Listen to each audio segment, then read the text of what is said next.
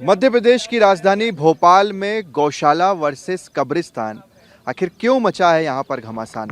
ये तस्वीर जो हम आपको दिखा रहे हैं ये भोपाल के कोलार इलाके की है और ये जो ज़मीन आप देख रहे हैं यहाँ पर 22 जून को गौशाला को लेकर भूमि पूजन किया गया है और इसमें बीजेपी के विधायक रामेश्वर शर्मा भी शामिल थे और जो गौशाला बना रहे हैं वो कांग्रेस के नेता हैं अश्विनी श्रीवास्तव। इनके भाई भोपाल से सांसद का चुनाव भी लड़ चुके हैं, मगर अब इस जमीन को लेकर खासा विवाद है क्योंकि इस भूमि पूजन के बाद वक्फ बोर्ड के साथ साथ मुस्लिम समुदाय से जुड़े हुए लोग भी सामने आए हैं, प्रदर्शन भी कर रहे हैं और उनका ये कहना है कि ये ज़मीन गौशाला की नहीं है बल्कि ये ज़मीन वक्फ की है और ये कब्रिस्तान की ज़मीन है। क्या है पूरा मामला, क्या है इसके कागज़, आपसे बात करते हैं। क्या नाम है आपका? जी, Shamshul Hasan, all India Muslim Tyohar committee का संरक्षक जी।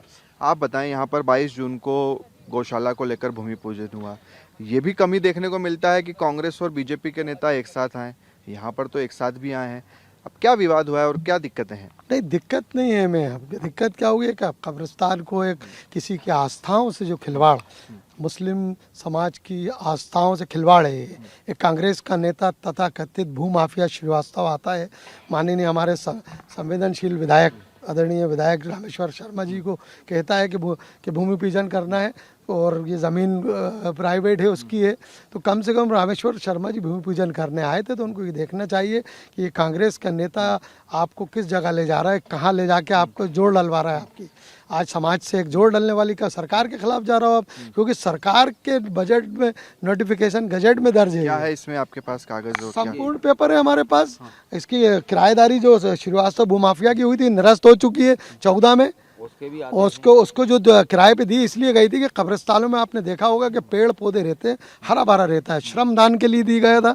अब वो उसको किराएदारी निरस्त होने के बाद अब वो गौशाला के लिए काम कर रहे हैं। इसमें जो दूसरे पक्ष का दावा है या बातचीत हमने की, वो ये कह रहे हैं कि भाई इसमें तो ये कब्रिस्तान लिखा हुआ है, मगर कब्रिस्तान सिर्फ मुस्लिमों का नहीं होता, नट समाज का भी होता है। जो बच्चों, हिंदुओं में जो बच्चों को दफनाते हैं वो भी कब्रिस्तान होता है। शमशान में ही होता है, दूसरी जगह खाली बच्चों के दफनाने का नहीं होता। वो शमशान में एक जगह होती है, मैं खुद भी जाता हूँ शमशान, कई बार जाता हूँ। शमशान में एक जगह होती है जहाँ बच्चों को दफनाया जाता है। ऐसे किसी मुस्लिम कब्रिस्तान में किसी गैर मुस्लिम बच्चों को नहीं दफनाया जाता। ये अपने बचाव में ये दलील जो दे रहे हैं, जो भी दे रहे हैं, ये अपना बचाव कर रहे हैं। ये हमारा तो ऐसा मानना है कि माननीय रामेश्वर शर्मा जी को जिस तरह कांग्रेस के लोगों ने उनका इस्तेमाल किया, हम चाहते हैं कि रामेश्वर शर्मा जी आगे आए, हम सब मिलकर उनके साथ जाएंगे और उनको श्रीवास्तव भूमाफिया के खिलाफ तत्काल मामला कोलार थाने में आपराधिक प्रकरण दर्ज। आप लोगों ने अभी तक प्रदर्शन भी किया है यहीं पर, और क्या कुछ किया है, क्या कुछ करने वाले हैं? देखिए, मेरा नाम मोहम्मद दानिश खान है, मैं चेयरमैन हूँ all India Muslim Tyohar committee का। अभी ये मामला 21 तारीख को हमारे संज्ञान में आया कि कुछ भूमाफियाओं द्वारा जो हमारा कब्रिस्तान है अकबरपुर बंजारी में, जो कि शासकीय खसरा में भी दर्ज है, जिसके रिकॉर्ड हमारे पास मौजूद हैं। उसके अलावा जो वक्फ रजिस्टर्ड है, जो खुद सेंट्रल का एक इदारा है जो वक्फिया भूमियों का संरक्षण करता है, उसमें भी इसका पंजीयन है। और अभी जो एक IIT की टीम, जब वक्फ बिल लाया जा रहा था और जब वो JPC में गया तो एक टीम बना के गठित की गई थी और सारी वक्फिया भूमियों का निरीक्षण किया गया था।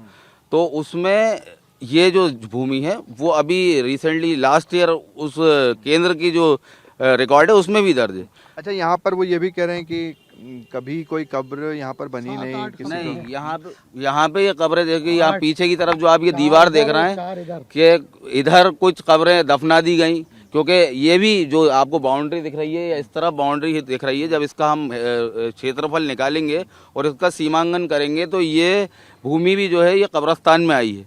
तो आप लोग अब कोर्ट जाएंगे? बिल्कुल, हमने तैयारी कर ली है। सड़क से सदन तक और सदन से सुप्रीम कोर्ट तक, जहां हमें आवश्यकता पड़ेगी हम उस लड़ाई को लड़ने को तैयार हैं। चलिए, तो कुल मिलाकर इस पूरी लड़ाई को अब कोर्ट में भी ले जाया जाएगा, क्योंकि पहली बार हमने देखा है कि कांग्रेस नेता और बीजेपी नेता एक साथ हैं।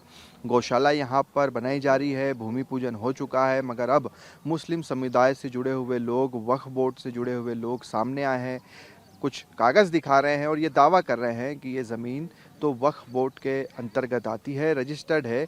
ऐसे में इस पर गौशाला का निर्माण जो हो रहा है वो पूरी तरह से अवैध है। देखना दिलचस्प होगा प्रशासन अब इस पूरे मामले पर क्या कुछ रुख अपनाता है। कैमरा पर्सन मुकेश के साथ शुभम गुप्ता, TV9 भारतवर्ष, भोपाल।